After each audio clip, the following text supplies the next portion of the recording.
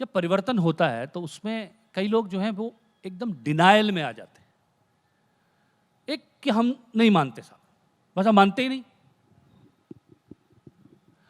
अजीब लोग हैं इनकार लिए बैठे,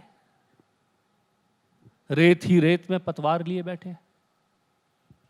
उधर वो सच की नदी बह रही है कल कल कल, इधर ये झूठ कारोबार लिए बैठे।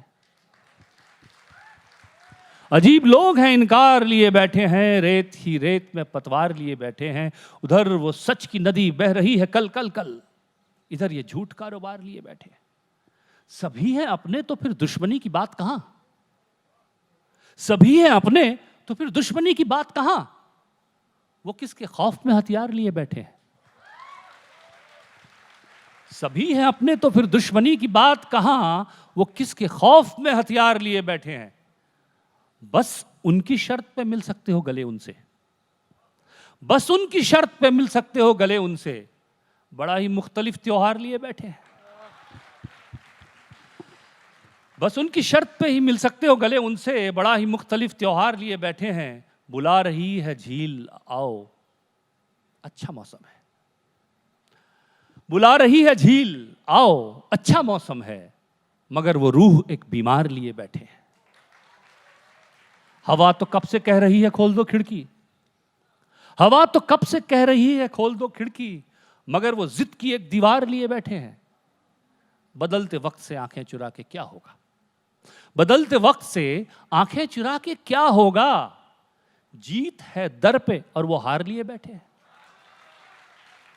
चलो उतार दे, चलो उतार दें अब दुश्मनी का हर चश्मा, चलो उतार दें अब दुश्मनी का हर चश्मा। उन्हें भी देख लें जो प्यार लिए बैठे हैं।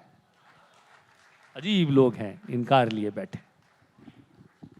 मुझे तो अब इसके जरिए आज की परिस्थिति पर ही पूरी कविता लिखी दिखाई देती है। जी, मुझे लगता है आज सारी परिस्थिति पर ही ये कविता है कि मुझे लगता है कि जब परिवर्तन होता है, मैं ये नहीं कहता कि आप हर चीज से आप सहमत होंगे, लेकिन अगर आपको परिवर्तन में कहीं सकारात्मकता दिखाई देती है।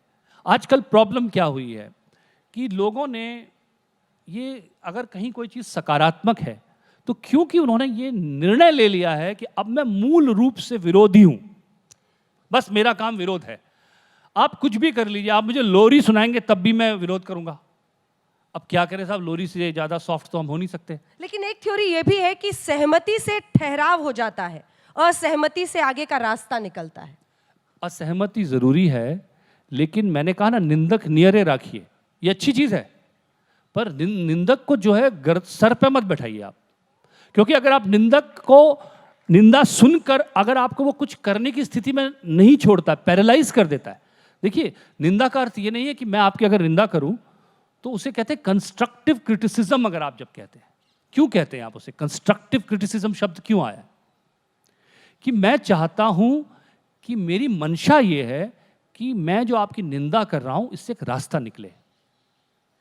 मैं निंदा से आपको घायल कर करके समाप्त करने के लिए निंदा नहीं कर रहा हूं। मेरी निंदा में आपका हित अंतर्निहित है। लेकिन अगर मेरी निंदा में आपको पैरालाइज करना है और आपको अक्षम कर देना है तो फिर मैं किसका भला कर रहा हूं? तो निंदा में और वार में फर्क है।